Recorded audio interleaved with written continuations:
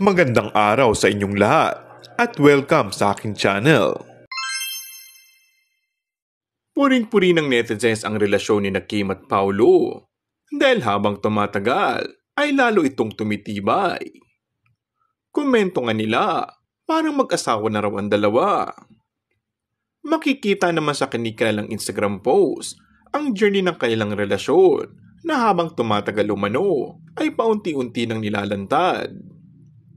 Sa latest Instagram post ni Paulo ay makikita ang picture kung saan kasama si Kim. Komento naman ng Kim Pao, Mr. and Mrs. Avellino. Kinilig na naman ng mga Kim Pao fans at kanya-kanya nga silang pasimpleng post sa social media accounts nila.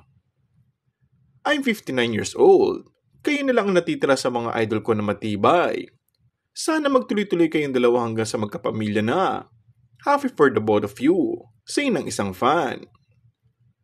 Patiently waiting na maiuwi ito sa engagement proposal. Saan naman isa pang tagahanga? Yung mukha ni Paulo ngayon, naramdaman ko yung pagmamahal. Parang sentimental ang mood mo po. Ang sarap siguro ng pakiramdam na may nagmamahal na siyang tao na tunay at kitang-kita mo. Puna naman ng isa pang fan.